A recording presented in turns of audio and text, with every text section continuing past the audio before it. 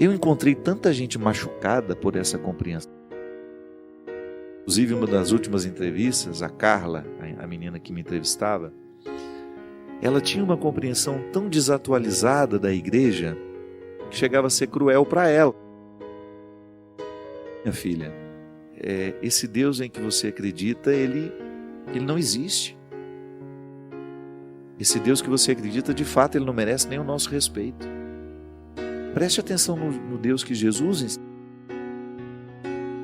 Vá direto às fontes. Infelizmente, as pessoas que tiveram influência sobre você, lhe apresentaram a um Deus cruel. Caricato isso daí. Deus não é assim. Tantos traumas, minha gente, tanta gente machucada. Tudo em nome de Deus. Pessoas que foram a um confessionário tentando encontrar um consolo, uma palavra que pudesse ajudar a reconstruí-las, literalmente enxotadas de lá. Isso aconteceu muito. Graças a Deus, nós temos tido uma mudança considerável, né? Uma onda de misericórdia tomando conta dos líderes religiosos. A gente tendo coragem de apresentar um Deus amoroso.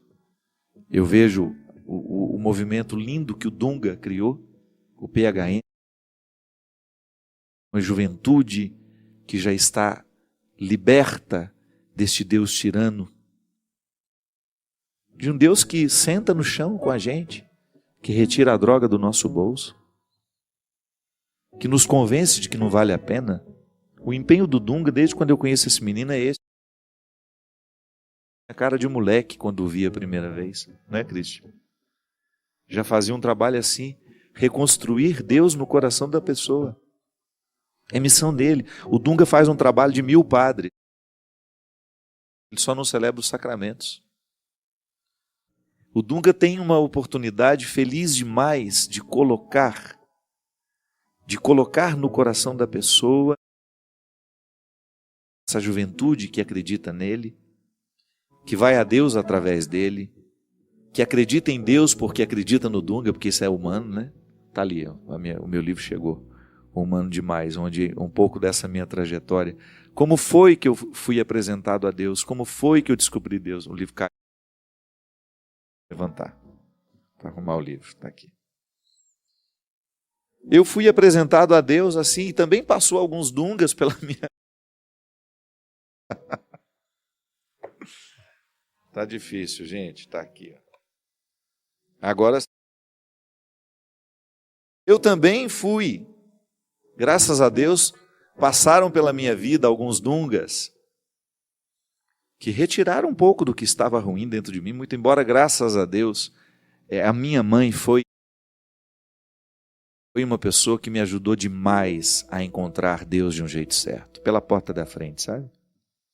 Mas volto a dizer, às vezes as pessoas estão nas drogas, estão prostituídas, estão esquecidas de suas dignidades, estão em relacionamentos diabólicos, doentios, porque faltam a essas pessoas alguém que venha abrir o cativeiro. É um pouco do que eu falo do livro Quem Me Roubou de Mim, né? Quantas pessoas desperdiçando uma vida assim? E às vezes até em nome de Deus. Mantendo estruturas diabólicas em nome de Deus. Não tendo coragem de questionar um marido, de parar uma agressão em nome de Deus. Não podemos ser assim, não. Aí essa minha passada por Portugal, eu vi como nós temos gente machucada porque ficaram privadas de conhecer o Deus amor que nós conhecemos. É tão libertador o contato que nós fazemos com esse. Nós nunca mais seremos os mesmos. E nós não perderemos a oportunidade de contar isso aos outros. Sem pieguismo, sem enjoamento, viu? Porque também não adianta. Você vai contar uma notícia tão boa com a cara emburrada, ele não vai acreditar que você não vai falar, no que você vai falar. Tem que ter humor, tem que ter amor, tem que ter leveza. Se você vai dar ao outro uma notícia bonita, capricha na forma, capricha no formato. Nós precisamos comunicar esse Deus amor, sim, que dá ao outro o amparo para ele ser quem ele é. E também para aparar as arestas de tudo aquilo que o priva de ser quem ele é. É um Deus amor, um Deus que nos leva no colo, que está disposto a nos perdoar, a nos encaminhar e ajudar-nos na dinâmica do... Isso é muito lindo. Porque estou arrependido, estou disposto a dar o passo na direção desta mudança. Porque estou arrependido, eu quero, necessito dar continuidade ao que o arrependimento me propõe. Talvez seja para nós isso. Pode ser que eu esteja falando para outra pessoa, mas pode ser que seja para mim também. Há tantas coisas dentro de mim que ainda são culpas, que ainda não são arrependimentos. Talvez por isso eu não mude. Talvez por isso eu ainda não tenha alcançado um resultado melhor. Pode ser que eu ainda esteja mergulhado em muita culpa. Pode ser que eu ainda não tenha me perdoado de muitos erros cometidos. Pode ser que você esteja aí amargurando-se, feliz, porque se sente mais culpada do que deveria. Talvez não deveria sentir-se nem, sabe, não permitir mesmo a culpa. Mas é inevitável. É impressionante quando acontece uma tragédia e imediatamente nós queremos saber quem foi o culpado. Faz parte do ser humano isso. Por que o avião caiu? Por que isso? Nós precisamos atribuir.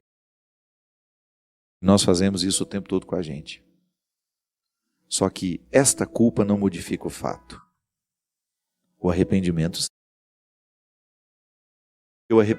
me faz tomar atitudes. Enquanto a culpa me paralisa e me faz ficar sofrendo na minha cama, o arrependimento me faz levantar, abrir a janela, beijar o quarto. Igual o testemunho que nós tivemos de uma senhora lá em Portugal. Ela disse que um dia estava assistindo o programa de direção espiritual. Eu olhei bem na câmera e disse assim: você que está aí, deitada, reclamando da vida, esperando que Deus venha fazer por você o que você deveria fazer, cria vergonha, levanta dessa cama, levanta desse sofá. Ela olhou para o lado, esse padre está falando comigo. E levantou. E a vida dela nunca mais foi. Foi um testemunho que nós recebemos lá. Lindo. Uma senhora feliz, cheia de vida, que naquele momento estava cheia de tristezas, angústias, depressões e culpas. Mas ela levantou. Deu um jeito de reconciliar-se consigo mesma. Os problemas continuaram, mas ela estava ali, disposta a enfrentá-los. Viva o mesmo desafio. Liberte-se de tudo o que lhe faz ser culpado. Aceite as portas que lhe encaminham à dinâmica dos seus arrependimentos. Porque arrependido estando, você pede perdão, você procura o que precisa ser procurado, você muda a atitude. Tudo porque sabe que se essa mudança é realizada, o arrependimento atinge o seu ponto final, o seu resultado. E nenhuma culpa fica para contar a história. E depois que o coração está arrependido, todas as culpas, as mágoas, os ressentimentos são naturalmente varridos pela misericórdia de Deus.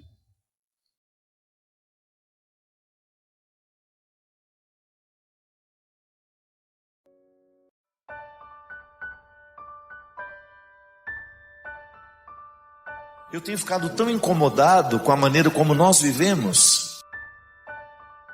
Durante esses 2 últimos anos eu preguei em todos os meus shows, eu me lembro, em todas as oportunidades que eu tinha de cantar nos mais diversos lugares. Essa era uma pergunta que eu fazia em todos os momentos lá, em todos os shows.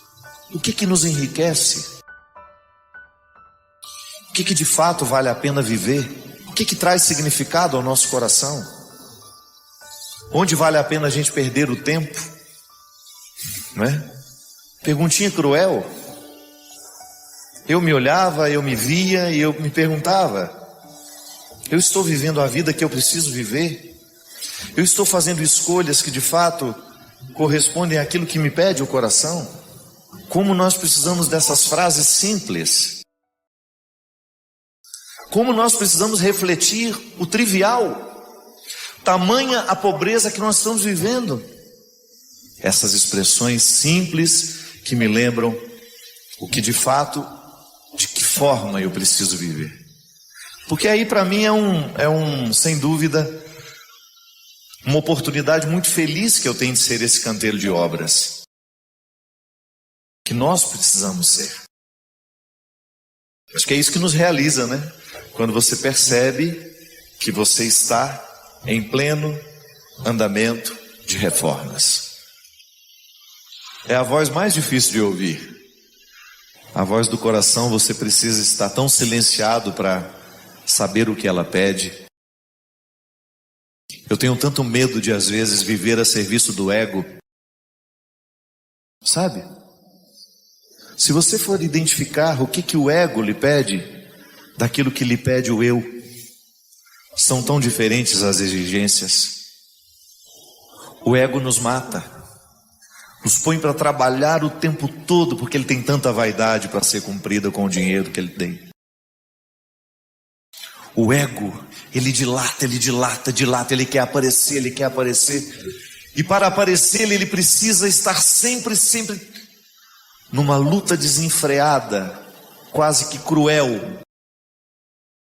Diferente do eu, que se satisfaz com tão pouco. O eu se satisfaz com uma roda de amigos, sem nenhum luxo, sem nada preparado, apenas uma boa prosa e a verdade. O ego não. O ego precisa ser visto. Nem é tanto estar com o outro, mas é estar ali para ser visto. A voz do coração é a voz do eu. Mas as exigências do ego são muitas. E se eu não vou identificando as exigências do ego, eu passo a minha vida inteira me matando sem chegar às alegrias do eu, simplesmente para dar o status que o ego tanto pede e que nem é justo. Você vive perfeitamente sem as exigências do ego. As exigências do ego são vãs, são vazias. Porque em última instância, o que vai nos realizar ao final de tudo, não é aquilo que você viveu para fora, mas é aquilo que você viveu para dentro. Só essa voz é capaz de lhe fazer chegar. Então, estando sob o comando do ego, muitas vezes nós passamos uma vida inteira trabalhando num lugar que nós detestamos, somente pelo status que nos dá. Não temos coragem de ganhar menos para ser mais felizes. Não temos coragem de abrir mão, de perder, para ter a oportunidade de ser mais feliz. Não se esqueça disso. Quando Jesus nos ensina a regra do despojamento, Ele está falando justamente de perdas que nos fazem ganhar. Quando você abre mão de alimentar o ego e passa a prestar atenção no eu, que você tem aí dentro, que fala baixinho, mas que precisa ser ouvido.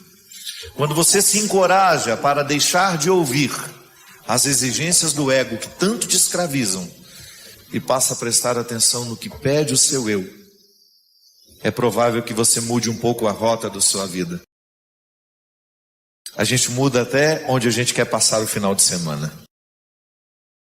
Você vai começar a passar o seu dia de folga onde te pede o coração, não onde o seu ego quer lhe levar, para ter 1000 fotografias para postar no Instagram ou no Face. Hoje, do fundo do meu coração, eu desejo que essa bênção atravesse o ego e chegue ao eu.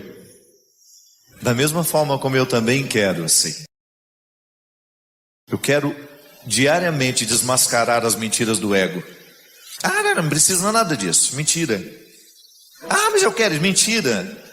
Não precisa mais não. Não cabe mais roupa no guarda-roupa. Comece a querer o que o eu. Comece a trabalhar para o eu. Você trabalha demais para o seu ego. Ele só te cansa. Ele não lhe permite muitas alegrias. Nele tudo é muito temporário. Tudo é muito cansativo. O Evangelho nos ajuda a desfazer as forças do ego, para a gente poder ouvir a voz do coração, que é a voz do eu, esse que precisa ser cuidado e ser conhecido por você. Eu desejo que você, nas suas lutas, você tenha sempre o direito e a possibilidade de retirar os seus excessos, para você ter diante dos seus olhos a sua verdade fundamental, sem exageros, só você. E a partir disso, você reencontrar o caminho da vida. Obrigado pelo seu carinho, pela sua atenção. Que Deus abençoe muito você. Que Deus derrame sobre o seu coração, sobre a sua casa, sobre a sua vida, a disposição que caracterizou o coração de Nossa Senhora, para que, exemplo dela, a gente também possa ser um cristão de verdade, levando sempre Jesus no colo, para apresentá-lo àqueles que ainda não o conhecem. Derrame sobre nós a bênção do Deus Todo-Poderoso, Pai, Filho e Espírito Santo. Amém. Obrigado pela sua companhia. Derrame sobre nós a bênção do Deus Todo-Poderoso, Ele que é Pai, Filho e Espírito Santo. Da mesma forma como o nosso corpo precisa de vacina para ganhar a imunidade, para não morrer de qualquer coisa, essas doenças que são simples, que uma vacina pode salvar, nosso corpo precisa de vacina. Desde quando nós somos crianças, a gente vai começando a ganhar a imunidade. Mas eu sempre digo que a saúde espiritual, ela também precisa de algumas vacinas ao longo da vida. E a primeira delas, a que nos imuniza para tudo que pode nos destruir da vida, é a certeza de que Deus nos ama. Ensine alguém isso. Talvez seja o detalhe mais bonito de ser colocado no coração de uma pessoa. A certeza de que ela é amada por Deus. Sim, porque às vezes a nossa destruição, ela nos chega quando nós não sabemos, ou quando estamos esquecidos que somos amados por Deus. Porque o amor de Deus, ele funciona na nossa história como amor próprio. Quanto mais você acredita que Deus te ama, muito mais condições você vai tendo de se amar. E quem se ama tem a imunidade mais poderosa contra as ciladas do inimigo. O diabo não pode fazer muita coisa no coração que se ama e se respeita. Pode observar. As destruições que o diabo oferece, elas sempre encontram espaço para crescer em pessoas que não estão se amando. Estão vivendo um processo de desrespeito pessoal. Você sabe disso, eu não preciso ficar dizendo muito. Basta você revirar algumas páginas passadas da sua história e você vai ver o quanto você se tornou um alvo fácil para os diabólicos de plantão, no momento em que você não se amava, que você não se respeitava. E nessas mesmas páginas que te mostram o quanto você foi um alvo fácil para o diabo, nas situações diabólicas que existem pelo mundo o tempo todo, você também vai descobrir como você foi forte para dizer não àquilo que lhe destruía, porque a sua dose de amor próprio estava em dia. É por isso, minha gente, que a nossa vitória passa o tempo todo pela experiência de sermos perdoados. O perdão é a dinâmica da maturidade.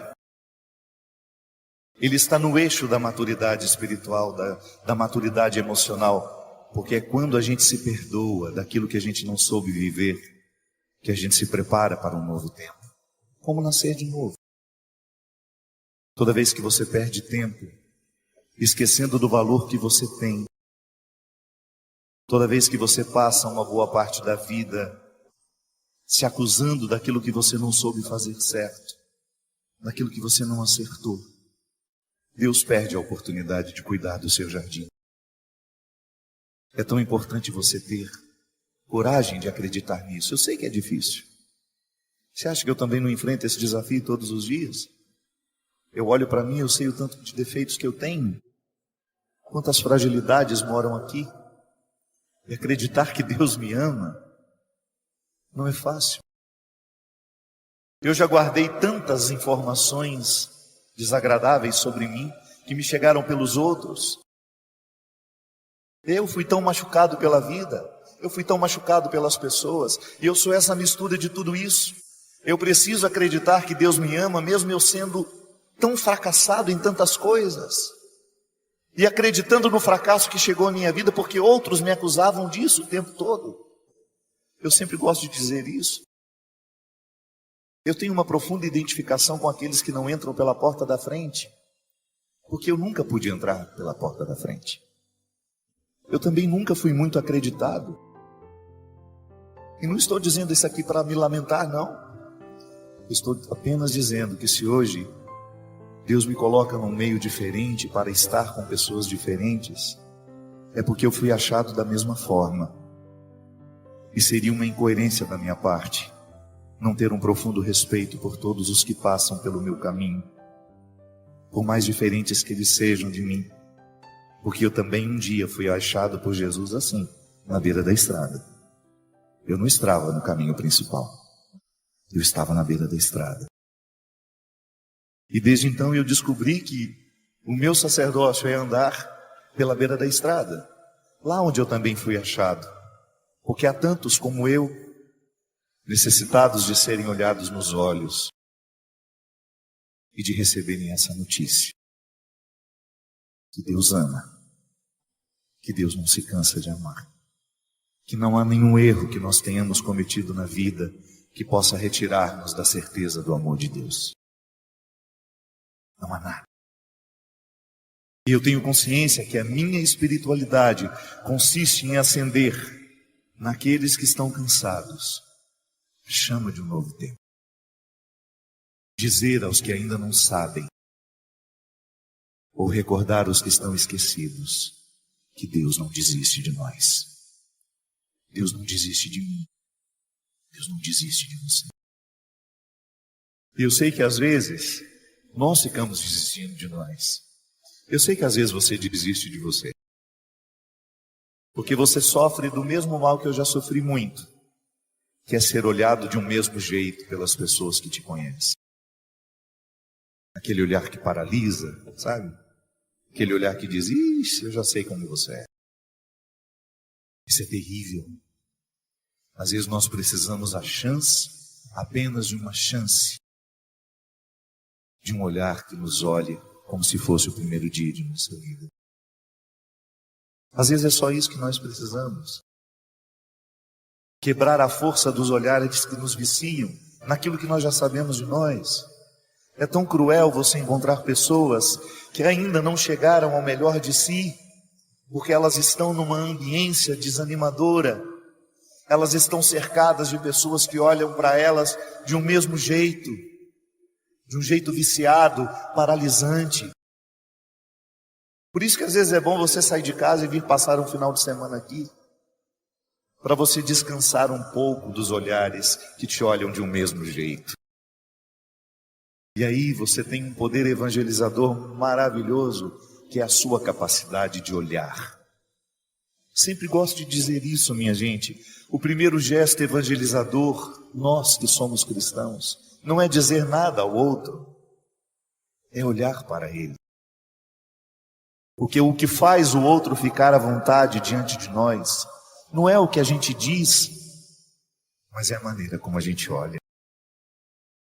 Eu sei muito bem se sou bem-vindo, não é quando o outro me diz seja bem-vindo, porque pode ser que a palavra esteja dizendo uma coisa e o olhar dizendo outra completamente diferente. Era o que Jesus fazia. Às vezes Jesus não tinha tempo de dizer uma palavra para aquela pessoa, mas ele podia olhar.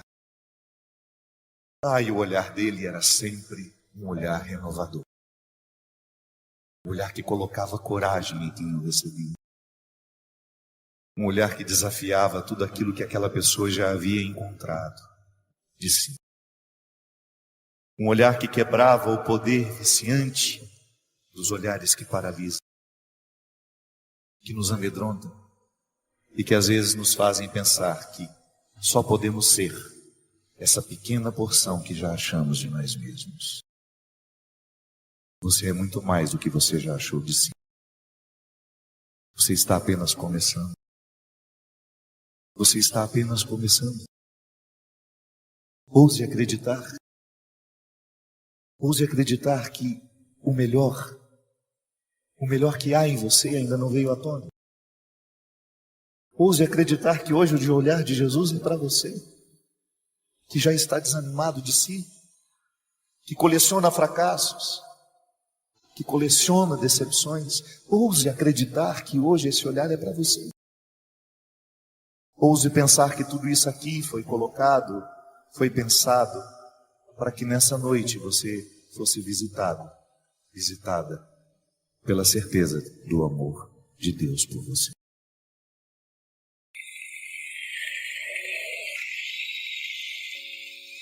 Então exerça o seu poder evangelizador agora.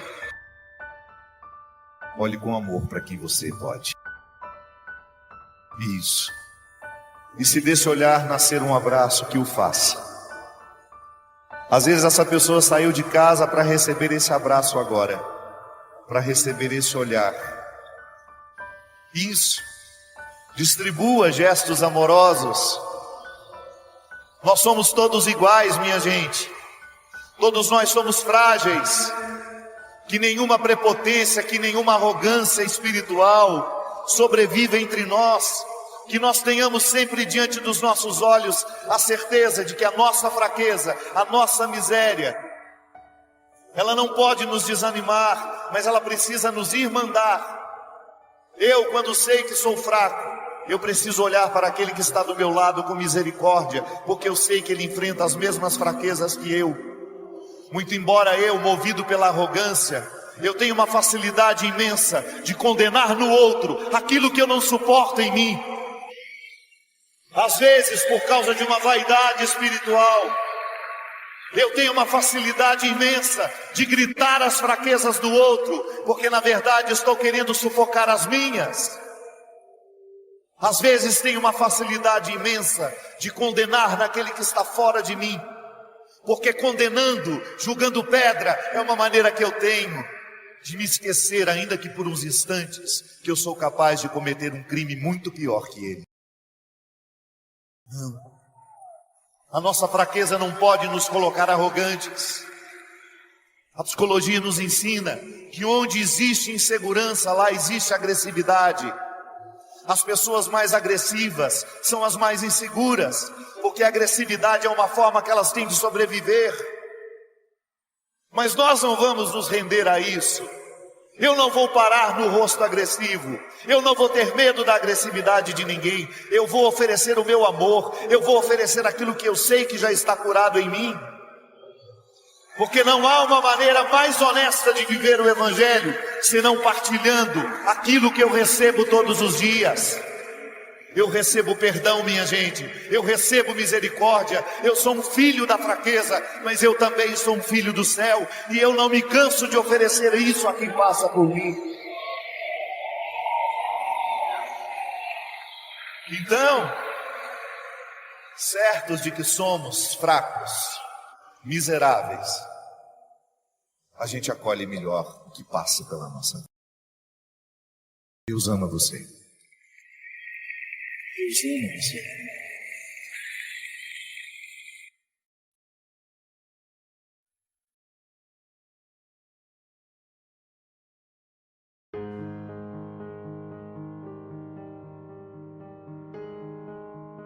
A nossa vocação é outra. E o que Deus espera de mim e você é uma fé viva, encarnada. Então não importa se até o dia de hoje a gente fez parte, ou se a gente praticou uma religião teórica que não envolveu a nossa vida, que não nos comprometeu, que não mudou as nossas atitudes, não importa. O que importa é o que nós podemos fazer a partir de agora. Você também já integrou a equipe do ódio? Você também já fez volume ao estádio que foi racista, de outras formas? Com outros discursos que também matam, porque o discurso do racismo mata. São milhões e milhões de pessoas que perdem a vida só porque elas são. E o nosso discurso, muitas vezes, em nome do cristianismo, em nome da fé, nós legitimamos os preconceitos que Jesus combateu. Às vezes, o nosso jeito de ser cristão legitima o que há de pior na condição humana. Legitima.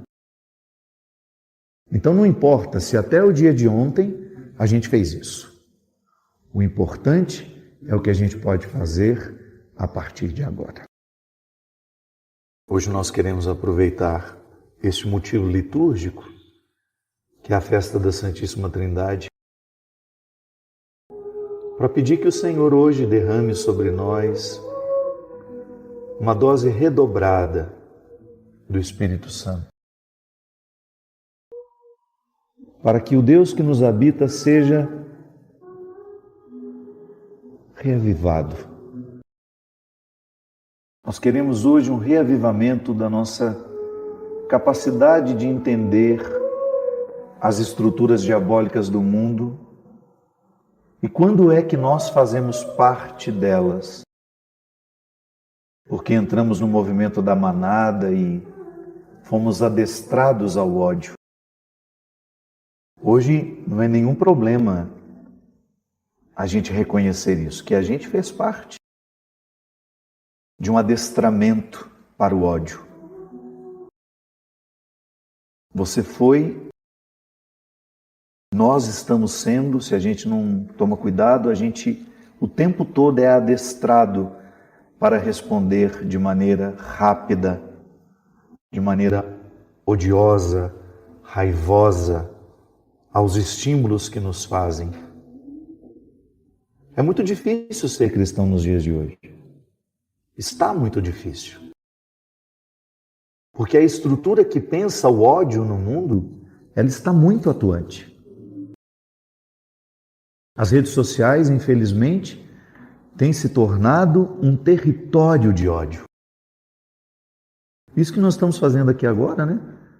Uma missa para quebrar o ódio que ela proporciona é muito bom. Hoje é a oportunidade de você reconhecer quando foi que você também avolumou o ódio que está no mundo por meio do seu comportamento, da sua atitude, da sua escolha. Quem sabe hoje seja uma boa oportunidade de nós voltarmos ao que o Evangelho pede de nós. Que o Senhor hoje nos cure de tanto ódio. Que o Senhor hoje derrame sobre o nosso coração o seu sangue precioso, que cura, restaura, transforma. Você que se sente assim pesado, angustiado, amargurado, cansado, às vezes não sabe de quê, com medo, não sabe por quê. Não menospreze, não subestime a capacidade que o mundo de hoje tem de prejudicar a sua saúde mental. E quando nós falamos de saúde mental, nós estamos falando de saúde espiritual, minha gente. É a transformação da mente que gera a vida espiritual. Às vezes nós estamos pesados aqui, na maneira como nós pensamos, consequentemente sentimos e agimos e falamos. Hoje nós queremos que o Senhor nos ajude a entender De que maneira podemos quebrar o poder diabólico na nossa vida? Curando o nosso coração de tudo aquilo que hoje nós trazemos como resultado desse ódio. Resultado desse ódio que está tão presente no mundo e muitas vezes tão presente no nosso coração. Quem sabe hoje será o domingo do perdão na sua vida. Você aproveitar o que está sugerindo esta missa e pedir perdão a quem você sabe ter magoado. Ou então perdoar quem você sabe que está precisando do seu perdão. Que às vezes já até pediu seu perdão e você não quis dar. Aproveite o domingo da Santíssima Trindade, festa da comunhão trinitária, para você reestabelecer comunhão com aqueles que estão dentro do seu coração, abrigados pelo seu ódio, pelo seu ressentimento, pela sua mágoa. Entregue seu coração a Deus hoje. Entregue o seu coração ao Senhor e permita que Ele lhe ajude a perdoar. Que Ele lhe ajude a se reconciliar consigo, com os outros, buscando a leveza que você tanto necessita para bem viver. Ensina-nos a perdoar e a pedir perdão. Lá em Gravatar, uma senhora foi particularmente me encontrar, a dona Musa Maritana de Holanda Lins. E ela me entregou uma cartinha, uma letra bonita até, e falou assim: o senhor me promete que vai ler essa carta? Eu falei: mas é claro, dona Musa, eu vou ler sim. Mas não disse para ela que ia ler em público, eu acho que ela nem queria que eu lesse em público, né? Mas eu vou fazer questão de ler, porque a carta me tocou muito e tem um testemunho que eu acho que vai ser bastante edificante para todos nós. Não é sempre que nós nos deparamos com uma vida contada, né? Com um relato de vida vivida, que também é evangelho. Às vezes, minha gente, eu escuto algumas histórias vividas, tendo a fé como uma base, né? Tendo a fé como mística, que depois que a pessoa termina, a gente tem vontade de falar, a palavra da salvação. Porque aquele relato é bíblico, aquele relato é evangelho. Aquele relato é, para nós, um testemunho de conversão, da mesma forma como nós lemos a Sagrada Escritura e retiramos dela ensinamentos. E esse é o testemunho, gente, preste atenção nisso, que beleza. O primeiro foi de 24 de maio de 1967 até 9 de abril de 1995, quando eu tive o meu maior professor de vida, o meu filho, que por um problema congênito, viveu os seus quase 28 anos com todas as limitações de um tetraplégico, mas com uma alegria, um gosto pela vida tão intenso que contagiava a todos que os cercávamos. Como sua limitação era só motora, sobrava-lhe o direito de, através do seu olhar expressivo, nos dar grandiosas aulas de vida e nos contagiar de alegria e força de vontade. No silêncio eloquente do seu lindo olhar, ele quase nos impunha uma ordem: viva feliz. E todas as vezes que decido ser feliz, Padre, ressuscito o meu Juca. Sempre senti isso, mas não sabia dizer. Aprendi com o Senhor. O meu segundo período de grande aprendizagem, surgiu em 2009, quando conheci o Senhor. De lá para cá, tenho vivido grandes momentos. Estou até menos tímida, mais falante. Hoje estou bem mais consciente das minhas verdades. Posso dizer que estou vivendo uma fase áurea. Através dos seus livros, de suas palestras, de suas músicas, do programa Direção Espiritual, de tudo que vem do Senhor, a gente torna a vida bem mais interessante. Existe em sua palavra, Padre, um encanto, uma poesia que nos abraça, nos envolve e nos conecta com o bem. Obrigada, Padre Fábio. O Senhor é um ser iluminado. Com respeito, carinho e grande emoção, Musa. Ô, dona Musa, quem me emocionou foi a senhora. Muito obrigado. quero dizer para a senhora que foi uma honra. Quem me dera eu tivesse lido essa carta antes de lhe receber. Teria sido diferente, né? Nós teríamos tido uma boa e prazerosa conversa, com certeza. Mas quero aproveitar deste espaço que também é da senhora, já que a senhora me assiste, e já que a senhora considera ter sido importante na sua vida, tão rica de ensinamentos, já que a senhora considera este programa também importante para a senhora, quero aproveitar deste espaço para dizer que estou muito honrado de saber que faço parte dessa história de vida tão bonita que a senhora já viveu até o dia de hoje. Agradeço a Deus por a senhora ter tido esse filho durante 28 anos, o Juca, e a senhora continuar, mesmo já tendo perdido, a senhora continuar ressuscitando-o no dia a dia. Isso é muito sábio, dona Musa. A gente ter a oportunidade de trazer o outro de volta, não com as nossas lamúrias, não com as nossas revoltas, mas nós trazermos de volta o outro com a nossa alegria, com a nossa disposição de viver. Eu acredito mesmo nisso, dona Musa. Já vi muitas mães que perderam os filhos, encontrar o sentido da vida fazendo alguma coisa por eles. Da mesma forma como muitas pessoas reencontram o sentido da vida quando ganham uma pessoa, né? Mas também é possível reencontrar o sentido da vida quando se perde. É lamentável, é doloroso, é sofrido, mas o aprendizado é muito frutuoso. E a senhora, ao nos partilhar isso, a senhora nos ensina mais uma vez que isso não é uma conversa, que isso é uma verdade. A verdade da senhora nos ajuda a criar espaço na nossa verdade pessoal, este ensinamento para que a gente também, no momento em que a gente precisar viver isso, a gente tenha disposição. Para isso serve o testemunho do outro, para que a gente possa se encorajar a viver o que está sendo difícil, o que está sendo penoso, porque a gente sabe que alguém um dia viveu e experimentou isso e venceu. Da mesma forma também como Dona Musa, como a Dona Yara, lá de Cianorte. Uma senhora que peregrinou comigo já 2 vezes, animada, feliz, engraçada. E eu vendo aquela alegria toda da Dona Yara, pode ser que ela já tenha me contado algum dia, mas eu não me lembrava mais. Ela sempre muito feliz lá na peregrinação.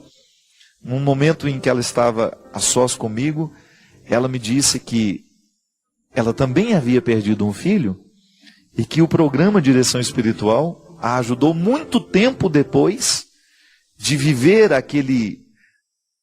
aquela perda de maneira sem fruto, infértil, reclamando, lamuriando, brigada com Deus. Ela pôde se reconciliar com Deus assim também. Eu vou viver feliz pelo meu filho. Eu vou fazer por ele o que ele não teve tempo de fazer. Isso é uma atitude muito sábia de quem ama. Então, Dona Musa, eu agradeço muito, porque a senhora não só me emocionou, mas me tocou profundamente para reforçar dentro de mim essa convicção. E a senhora pode ter certeza que mesmo a senhora estando tão longe, aí, morando na praia de Boa Viagem, né, aí no Recife, a senhora pode saber, pode ter certeza que nunca mais a gente se esquece desse testemunho. Eu acho que é isso que faz com que a palavra de Deus continue. É isso que faz com que o cristianismo não pare. São os testemunhos. São aquelas pessoas que foram tocadas pelo amor de Deus, pela força de Jesus, e descobriram no momento da dor, da dificuldade, que ela funciona. Que essa palavra de Deus, quando aplicada, quando vivenciada e experimentada, ela produz muitos frutos dentro de nós. Obrigado pelo testemunho da senhora. Feliz aniversário. Se Deus quiser, vamos ter a oportunidade de nos encontrar mais vezes.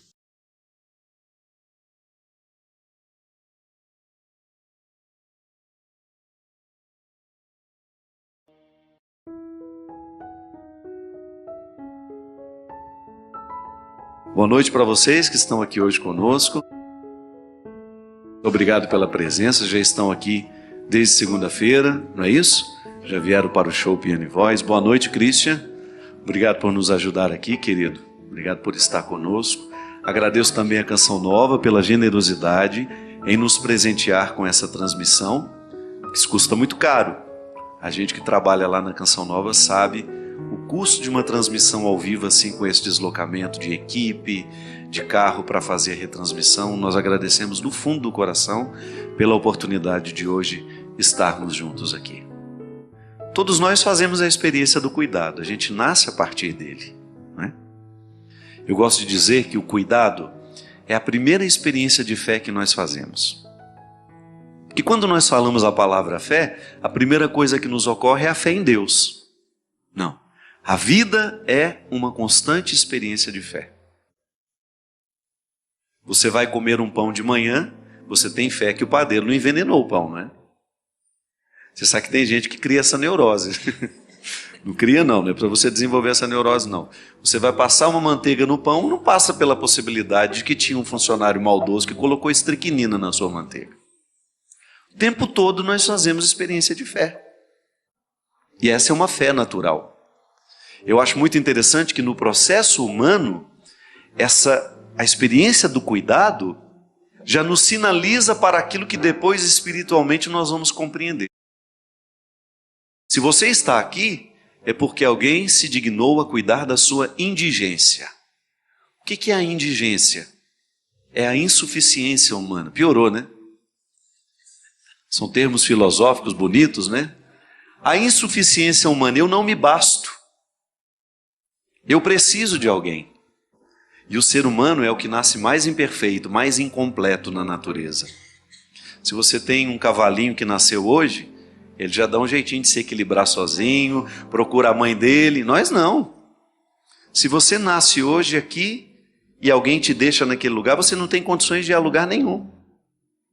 Nós estamos acompanhando lá em casa um casalzinho de tucanos, que reproduziu lá, bem perto assim do nosso convívio, numa árvore que tem um buraco.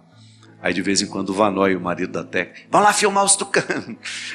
Ele quer ver como é que estão os filhotinhos lá dentro. E outro dia o Everson foi e conseguiu filmar lá dentro. 2 filhotinhos, gente, você não faz ideia que coisa mais linda. E eu não sei como é que a mãe consegue entrar dentro daquele buraco. Porque a tucana, mãe, ela é grande. É aquela do bico verde, as plumas bem vermelhas, uma ave linda. E aí a gente ficou vendo o vídeo, a fragilidade daquelas criaturas. Fiquei pensando, meu Deus, quanta indigência, quanta insuficiência, mas alguém está cuidando delas. As 2 criaturinhas, por mais frágeis que sejam, elas poderão viver porque alguém está cuidando dela. Alguém voa para buscar e trazer o alimento. Alguém construiu um ninho bem protegido, porque pode chover à vontade, que não cai água lá dentro daquele ninho. Perfeito. A natureza, ela é perfeita. A mãe, sei lá, o pai, não sei quem foi que trabalhou nesse projeto, mas fez um ninho tão bem feito que aquelas 2 pequenas criaturas que estão lá terão a oportunidade, se tudo correr bem, se tornarem aves semelhantes aos pais. Nós somos experiências do cuidado. Quando eu olho para você, eu já tenho que naturalmente respeitar. Você é fruto de um cuidado. Alguém te amou. Alguém te reverenciou. Alguém cuidou da sua indigência, da sua insuficiência. A isso nós chamamos de dignidade humana, que seria aquele respeito natural que nós deveríamos ter por qualquer ser vivo que passasse diante de nós.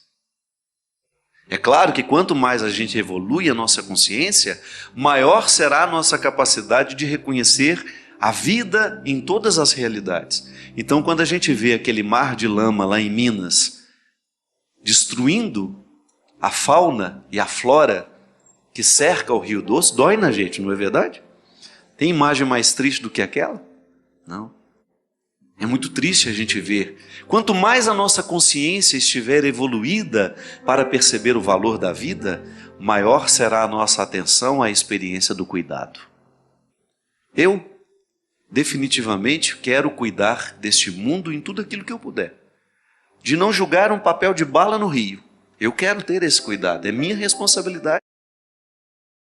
Porque é compreendendo esses pequenos cuidados que a gente vai chegar à compreensão dos cuidados superiores.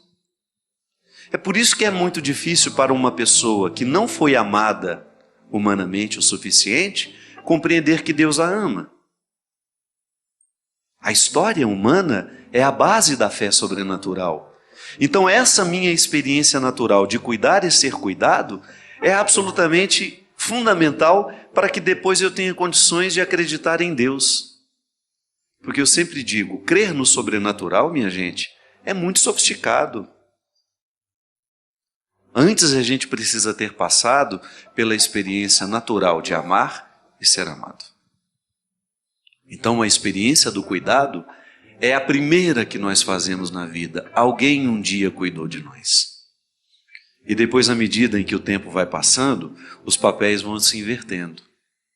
E é tão interessante quando você se vê cuidando da sua mãe, cuidando do seu pai, quando você percebe que ele já está perdendo as habilidades de antes e que agora quem precisará exercer este cuidado na vida deles somos nós. Com todo o respeito do mundo, com toda a diligência, com todo o carinho, eu começo a ser o cuidador daquele que um dia cuidou de mim. E depois, pode esperar, também será cuidado por aqueles de quem você cuida hoje. Por isso que tem que cuidar direitinho.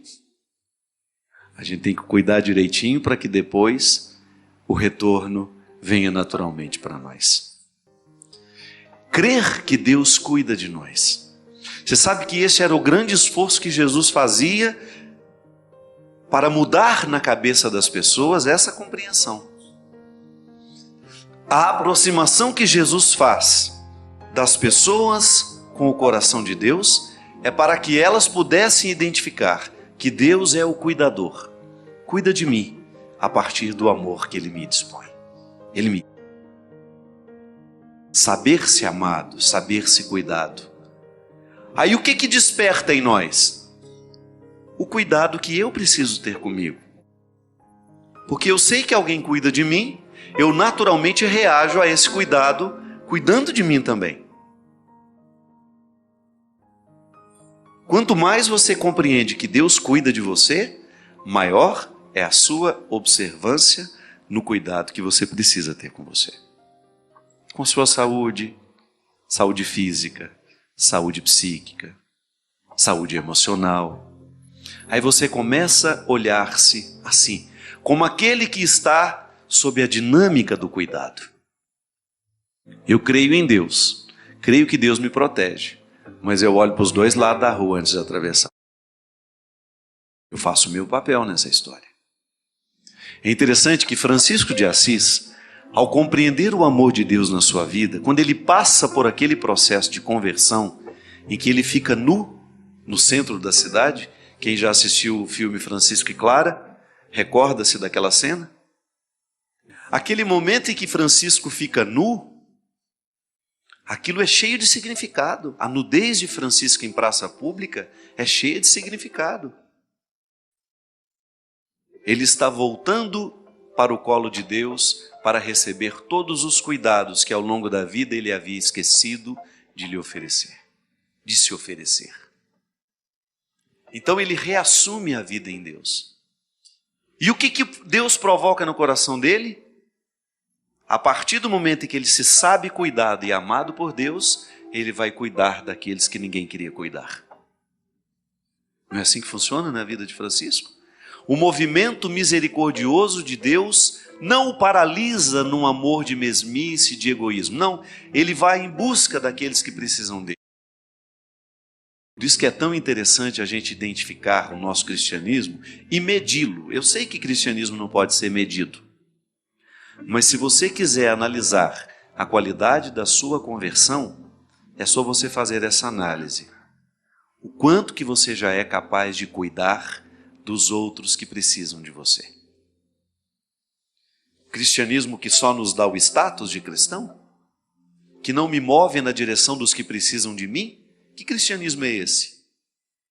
Cristianismo de fachada? Só para o outro ter uma boa impressão minha? Não é este cristianismo que foi tão condenado ao longo dos séculos e que fez até em alguns momentos a igreja ficar desacreditada? Não é essa a religião que Jesus condena na sua época? Olha, aquele que não for capaz de se mover na direção de um que sofre, de um que precisa de ajuda, não pode se dizer meu representante. E é por isso que é bom a gente pensar isso. A gente colocar na balança do nosso cristianismo o tanto que nós já dispensamos do nosso tempo gratuitamente para o outro. Eu fico tão encantado, minha gente, com o poder que um trabalho como a Fundação Dom Couto pode fazer. Sobretudo quando eu olho para o trabalho das voluntárias. E o conselho gestor que está aqui sabe muito bem como é bonito ver a ação de Deus no coração daquelas pessoas que saem de casa sem ganhar nada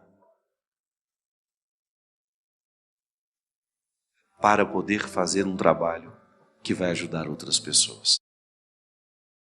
Quando a gente ocupa a nossa cabeça com esse cuidado, eu vou oferecer o meu tempo a alguém.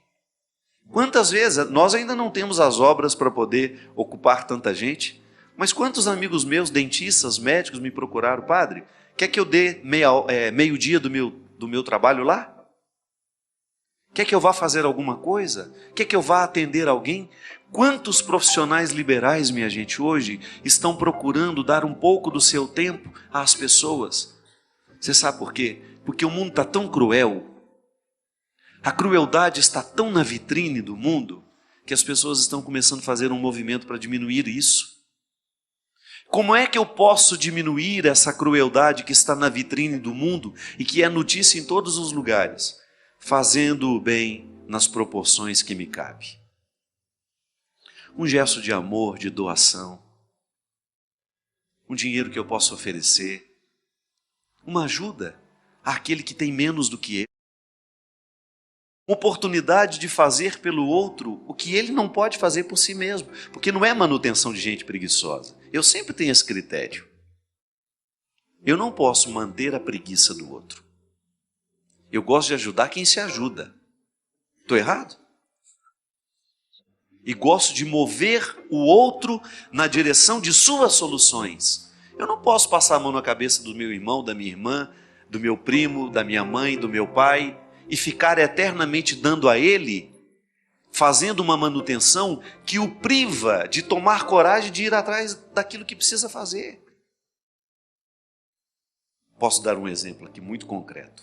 Essa criatura que está ali, na quarta fileira, Maria, está do lado da Dona Augusta. Isso. Filma Maria para mim, por favor. A Maria mora em frente lá de casa. Ela trabalhou lá na minha casa antes de eu morar lá, porque ela que fazia a refeição dos funcionários que trabalhavam na obra. E depois fui ficando amigo da Maria, fui ficando amigo dela. Hoje ela é uma das colaboradoras que estão lá em casa.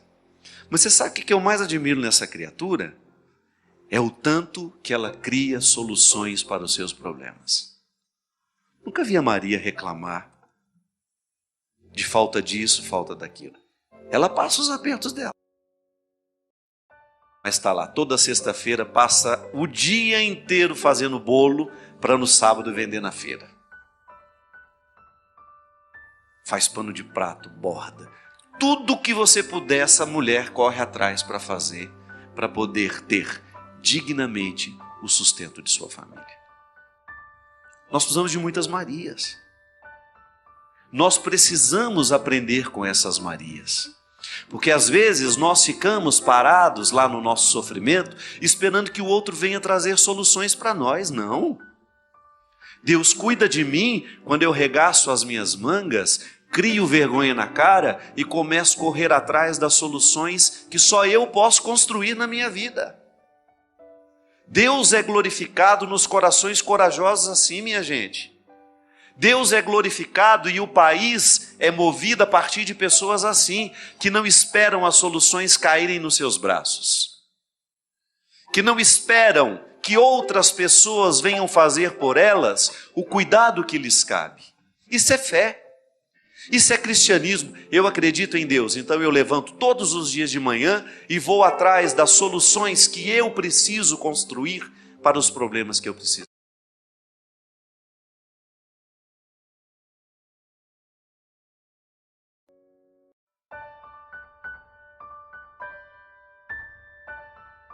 No dia escutei uma história de que uma moça pulou do 10º andar.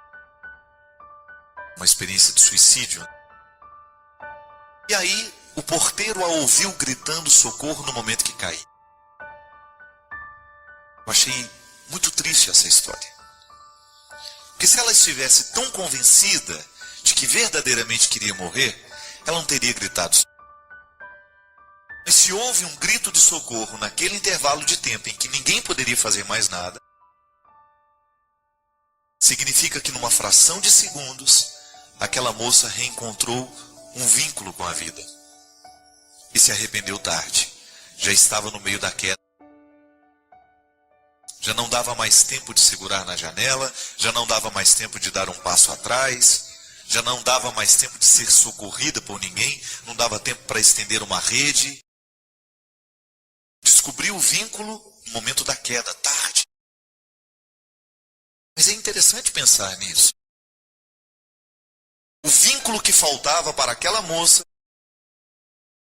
o motivo que a fez pular da janela, se desvaneceu ali no meio do caminho. E de repente ela percebeu que estava fazendo uma bobagem. Tudo isso, minha gente, numa fração de segundos. Cuidado que a gente precisa ter é a gente nunca colocar os pés na janela para pular. Que às vezes a gente se antecipa, achando que a nossa vida está ruim demais. Às vezes nós nos antecipamos com o sofrimento. O sofrimento nem chegou e nós já criamos. O motivo nem é concreto, mas nós já estamos sofrendo. Nós ficamos ansiosos demais e às vezes colocamos de maneira precipitada o pé na janela e nos antecipamos para a morte. E às vezes nem é concretamente, minha gente. Essa moça morreu concretamente. Às vezes nós colocamos o pé na janela de outra forma. Na metáfora, né? Nós não colocamos lá concretamente, mas de alguma maneira estamos nos arriscando em perder o sentido da vida. É muito fácil retomar o sentido da vida, mas perder é mais fácil ainda. Sabe por quê? Porque os estímulos que estão do nosso lado, geralmente, incitam a perda do sentido da vida. É lamentável como as estruturas do mundo estão cada vez mais frias, calculistas, apressadas, desumanas. E no meio desse estardalhaço todo, dessa confusão toda, é um trabalho danado a gente manter firme a vontade de viver. A gente manter firme dentro de nós, vivo dentro de nós, o vínculo com a vida. Alguma coisa precisa me prender nessa vida. Alguma coisa precisa me fazer levantar todos os dias de manhã e enfrentar o que eu tiver que enfrentar. Às vezes é um filho que a gente tem, às vezes é um amigo que a gente tem, às vezes é uma responsabilidade afetiva que a gente tem, às vezes é um trabalho, às vezes é um projeto de sonho, de mestrado, de doutorado, de faculdade. Alguma coisa nós precisamos ter para reacender todos os dias os nossos sonhos. Mas antes de tudo isso, há uma necessidade essencial. Ter Deus presente na nossa vida. Ter um Deus que nos motiva a querer ser melhor.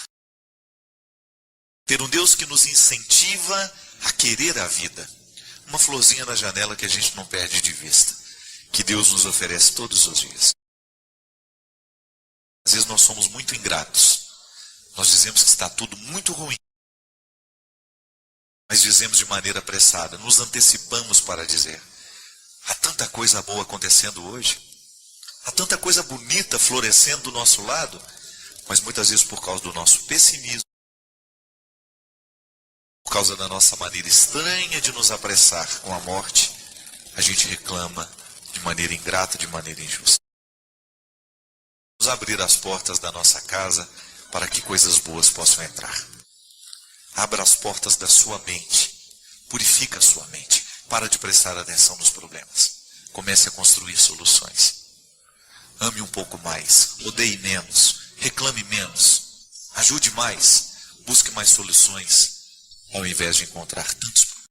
A gente sabe que a dinâmica de virar a página e começar um novo calendário nos ajuda a reinaugurar dentro de nós as esperanças, os desejos, as vontades, não é verdade?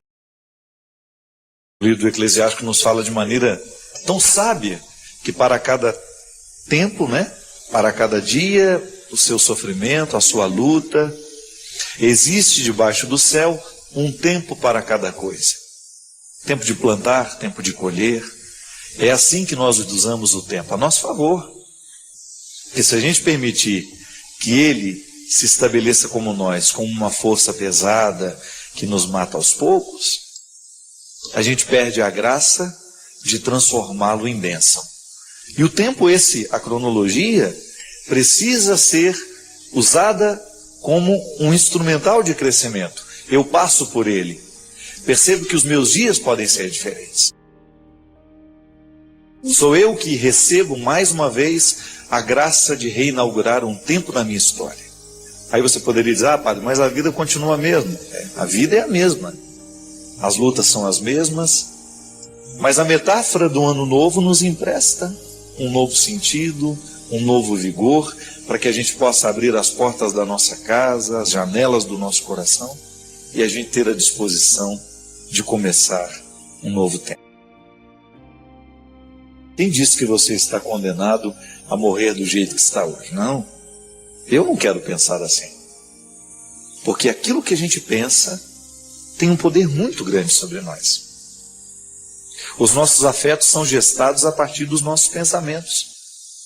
É uma dinâmica o tempo todo. O coração é uma metáfora, os nossos sentimentos são todos produzidos no cérebro, Mas a gente faz essa ligação interessante, cabeça e coração, aquilo que eu penso, movendo as minhas ações e me possibilitando transformar aquilo que eu sonhei em realidade.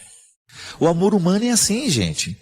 É uma arma poderosa que pode edificar, como pode também destruir. Por isso que nos casamentos existem pessoas que vivem experiências maravilhosas de serem edificadas porque se casaram. Se transformaram em pessoas maravilhosas. O outro a fez crescer, o outro a promoveu, o outro a fez encontrar o que ela tinha de mais bonito e não sabia. Mas nós também sabemos que existem muitos relacionamentos, muitos casamentos, muitas amizades, que são fatores de transformação e de destruição para aqueles que vivem. Por quê? Porque o amor não está sendo interpretado com seriedade. O outro está usando do poder que tem, porque eu não sei se existe um poder maior do que esse. Eu não sei se existe uma autoridade mais determinante do que essa, a autoridade afetiva. A autoridade afetiva é uma coisa que precisa ser administrada com muito cuidado. Quando você tem autoridade afetiva sobre o outro, isto é, você é importante para o outro, aquilo que você fala tem muito peso. O seu gesto tem muito peso. A sua opinião tem muito valor. E graças a Deus, por quê? Existe uma autoridade afetiva, que se a gente exerce de um jeito certo, na hora certa, a gente consegue encaminhar o outro para o bem, para o melhor caminho. Por isso que o filho vai fazer questão de obedecer o que o pai propôs, se ele realmente tiver uma autoridade afetiva sobre o filho. O grande problema muitas vezes das nossas famílias é que a gente perdeu a autoridade afetiva. Outro começou a exercer. Como é que a gente mantém a autoridade afetiva? Amando, não tem outro jeito. É à medida que a gente ama o outro, é que o outro vai pensar 2, 3 vezes se vai nos trair ou não. É à medida que a gente percebe que o outro está dando a vida por nós, que a gente vai pensar 2, 3 vezes antes de ofendê-lo, antes de machucá-lo, ou antes de dizer alguma coisa que a gente sabe que vai fazer mal para aquela pessoa. Não é fácil não, eu sei. Mas essa autoridade afetiva, ela nos salva. Ela nos orienta, ela nos encaminha. É você ouvir a palavra certa, da pessoa certa e na hora certa. Quem tem a autoridade afetiva sobre o outro precisa saber que tem essa regra. A hora de dizer, como vai dizer. Porque você sabe que aquilo que você vai dizer vai ter peso.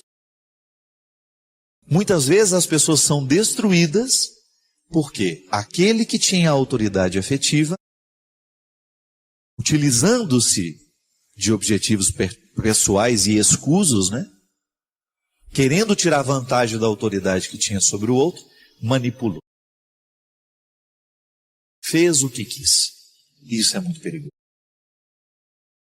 Volto a dizer, não era para isso que Jesus entrava na vida das pessoas.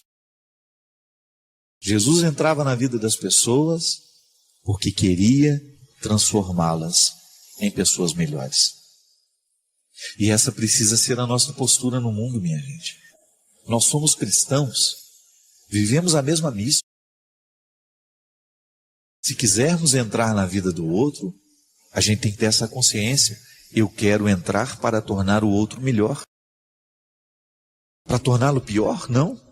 Essa é a mística do diabo, O diabo que gosta disso. O diabo é que faz questão de transformar as pessoas em pessoas piores.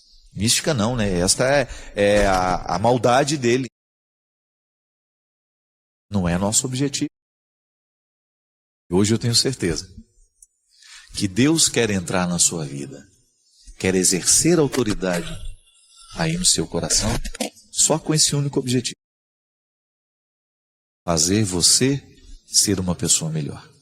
Que você descubra um jeito interessante de ficar mais leve,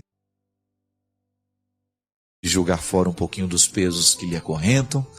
E se existe alguma autoridade afetiva sendo exercida em você, e se você percebe que essa autoridade está lhe destruindo, tenha coragem de colocar essas cartas na mesa e definir o papel dessas pessoas.